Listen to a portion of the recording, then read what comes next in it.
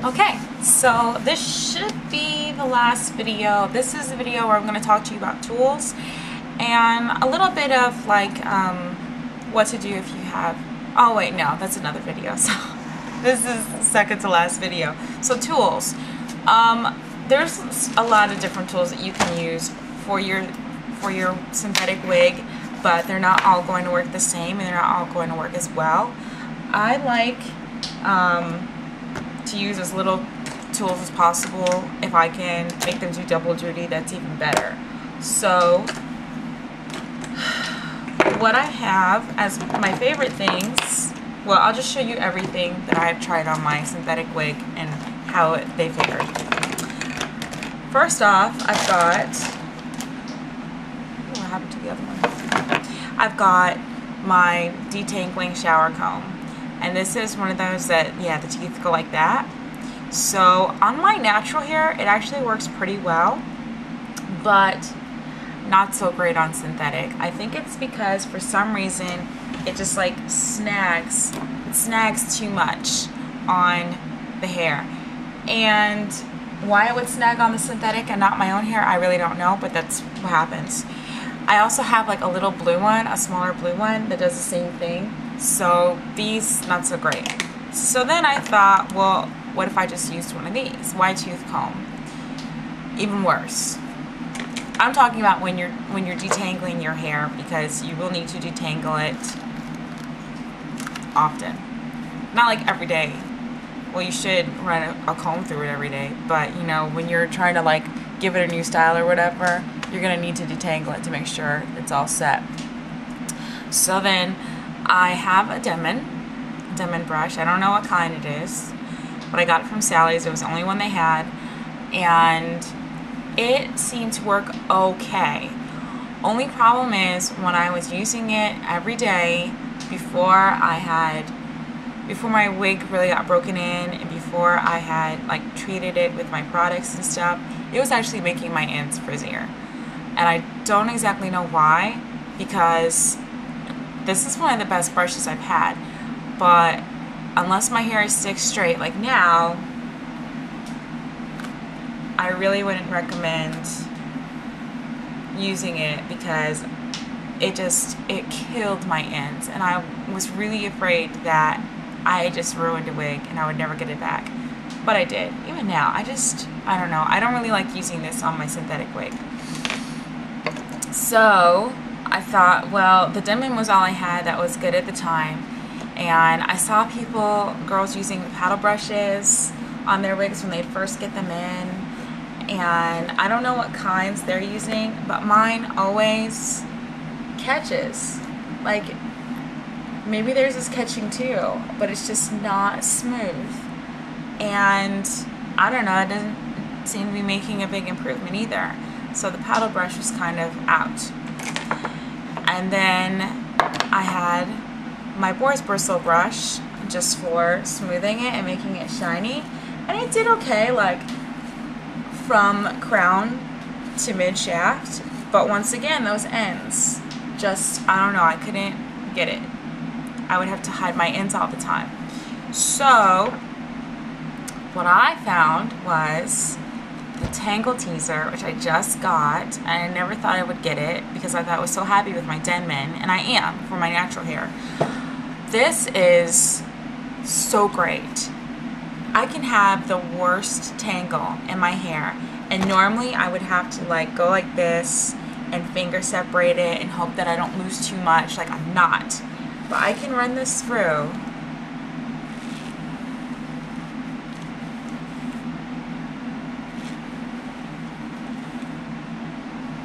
and it does such a good job. You can get all of your hair laying the way it should. You see how like now I've got that streak that was just kind of like whatever before, and it does stop a little, but it doesn't like catch. Like, you're not worried that, oh no, you just lost some hair out of this wig and it's not gonna grow back. I think that's the main concern, is that, you know, with your real hair, 1 or 2 strands of hair, fine. No one's gonna notice and you will get them back. But a wig, that's it. So I love it because not only does it detangle very well, but it also distributes product really well from the time you apply it and it's wet to when it's, you know, it's set and it's dry. And I also have to say that the reason why it works so well is because I've really worked with this wig using the products that I have. It wasn't even like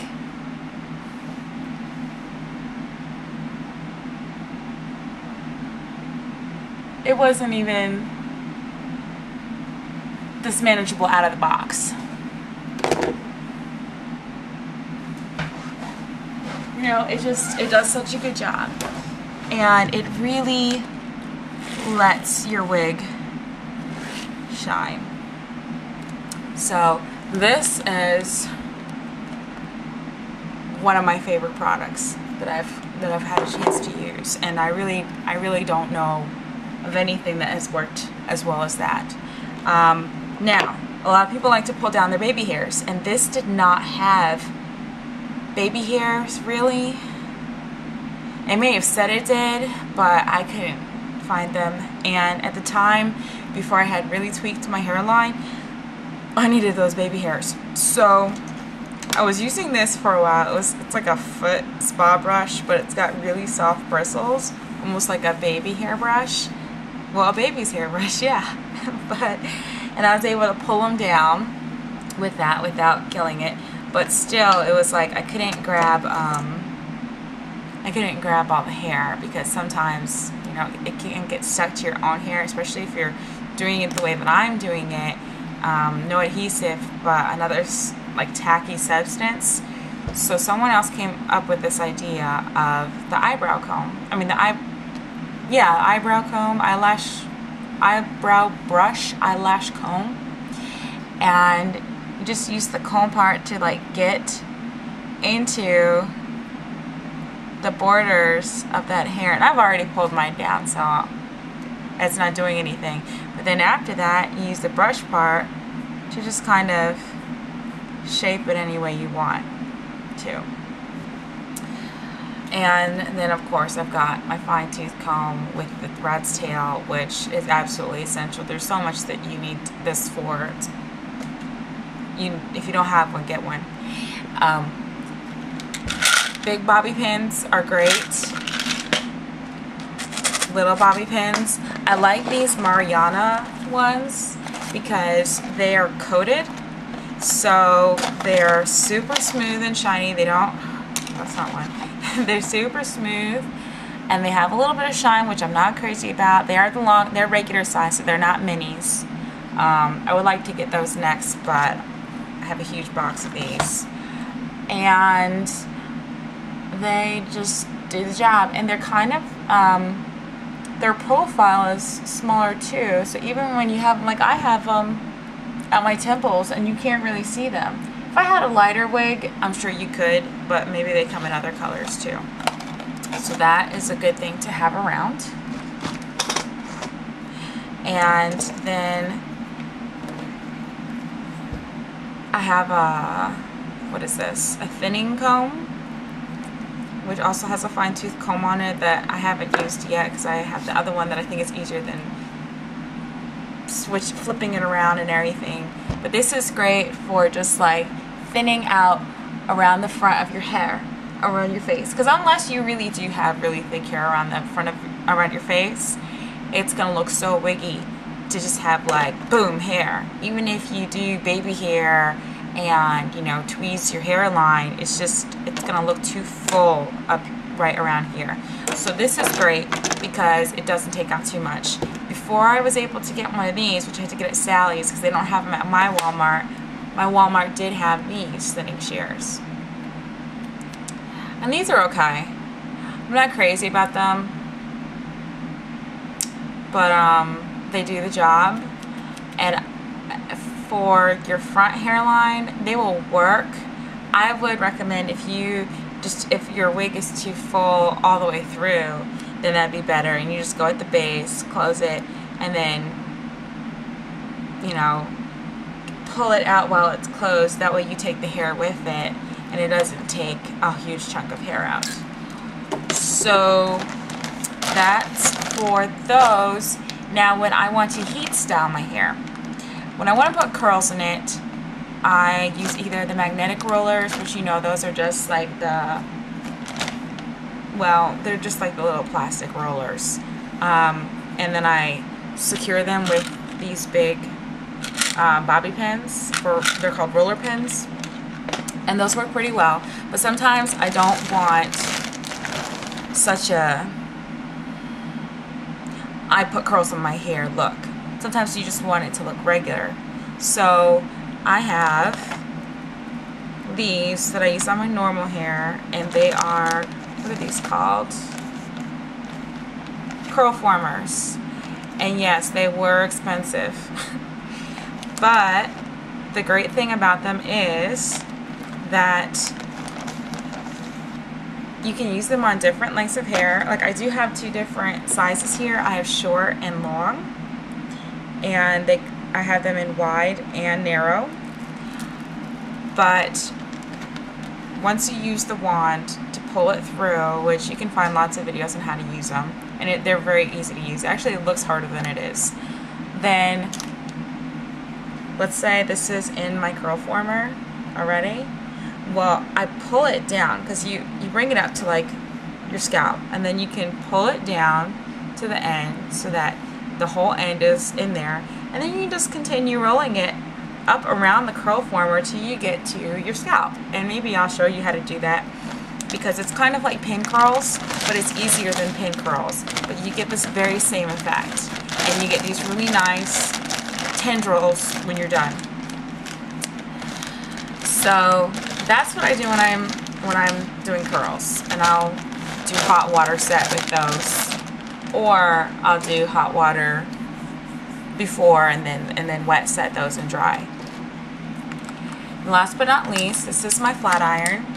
Now I have like 13 flat irons, but I like this one a lot because it's steam. This is empty right now, but the water goes in this compartment here. You open this, fill it with water, and put it in here. And it also has teeth inside this plate, I mean, that you can adjust. Not a whole lot, but you can adjust it. And then it has a switch to control how much steam you want. So when it's all the way over, it's max steam. When it's in the middle, it's minimum steam. And when it's all the way to the other side, there's no steam. But I crank everything up. And then you've got your temperature dial here. And I always go up to the highest. I max everything out because I don't want to have to redo it. And then what I'll do is my hair is saturated with product. Well, when it's straight, I saturate with product the night before and let it dry straight, like over a ledge, so the hair hangs down. And then the next day, I'll take my spray products, like my Downy and my flat iron spray, and I'll spray them. Then I'll take the comb and comb through that a few times. And then when you close this, that's when the steam releases. So then I go down and I catch it, and then I do that again. So that I do that about 3 times. And then when it's done, I take the oil-free wig shine, spray it, comb it through, and then I comb it with the rest of the hair, blend it in, so that the product gets distributed evenly. And that really makes it so that it's a nice, soft, but straight look, and shiny. And it doesn't frizz, and it's great. And the last thing that I use, that's, you know, specific to the wigs, is a wig head. I have like 4 of these now. And it's got all these pock marks because when I'm styling my wig, I put it on and then I take either one of these if it's like a ribbon lace front wig, and just like put it in. Or if it's like this one that doesn't have the ribbon wefts, it's just on, it's hand tied all the way throughout, I'll take a smaller bobby pin and I'll stick it in there.